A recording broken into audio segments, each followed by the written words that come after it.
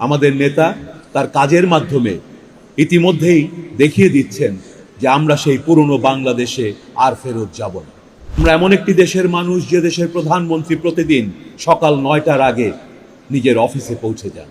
যে জনগণ আমাদের ভোট দিয়ে এনেছেন ক্ষমতায়, সেই জনগণের অধিকার, সেই জনগণের কাছেও আমাদের জবাবদিহিতা রয়েছে। আমরা নতুন সরকার গঠন করেছি।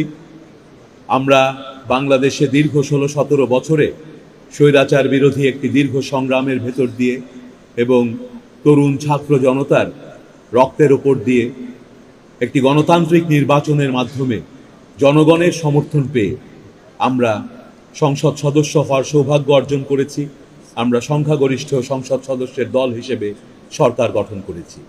সরকারের বয়স সম্ভবত 35 বা 37 দিন।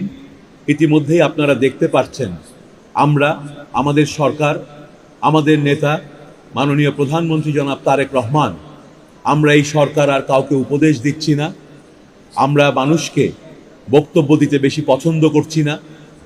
আমাদের নেতা তার কাজের মাধ্যমে ইতিমধ্যেই দেখিয়ে দিচ্ছেন যে আমরা সেই পুরনো বাংলাদেশে আর ফেরত যাব না। আমরা প্রত্যেকেই গর্বিত বোধ করতে পারি জাতি হিসেবে যে আমরা এমন একটি দেশের মানুষ যে দেশের প্রধানমন্ত্রী প্রতিদিন সকাল 9টার আগে নিজের অফিসে পৌঁছে যান এবং সেখান থেকেই আমরা শিক্ষা গ্রহণ করছি।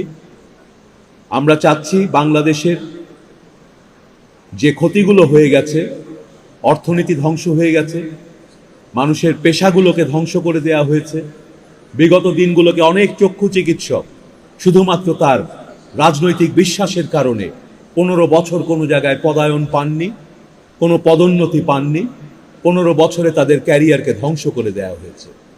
এটি শুধু একটি ভুল রাজনৈতিক কাজই নয়, এটি ভীষণ অমানবিক একটি কাজ বলে আমি মনে করি।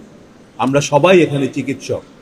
আমরা জানি একজন চিকিৎসকের জীবন থেকে যখন 15 বছর তার ক্যারিয়ার থেকে নষ্ট করে দেয়া হয়, তখন খুব বেশি কিছু আর অবশিষ্ট থাকে না। আমরা সেই বাংলাদেশে আর কখনো ফেরত যেতে চাই না যে রাজনৈতিক ভিন্ন মতের কারণে মানুষের পেশাগত দক্ষতাকে অপমান করা হবে। আমরা যে নতুন বাংলাদেশটির স্বপ্ন দেখছি, সেখানে আমরা সকলে ভিন্ন মত থাকবে, ভিন্ন রাজনৈতিক পথ থাকবে, কিন্তু কিছু কিছু প্রশ্নে আমরা ঐক্যবদ্ধ থাকব।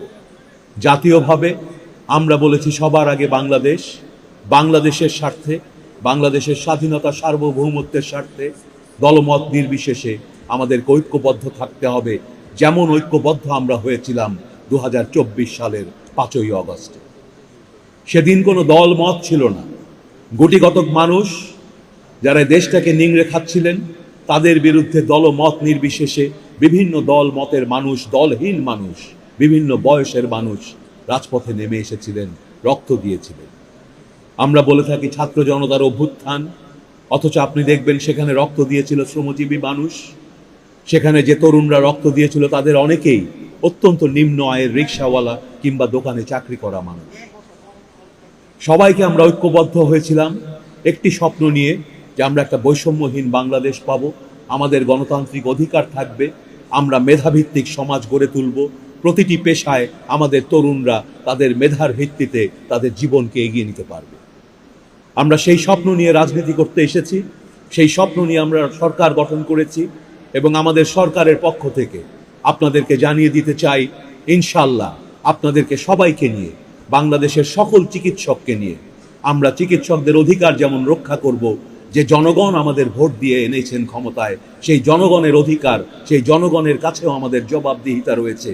সেই রোগীর নিরাপত্তা এবং চিকিৎসকের নিরাপত্তা একসাথে আমরা নিশ্চিত করার জন্য কাজ করব আপনাদেরকে সঙ্গে নিয়ে।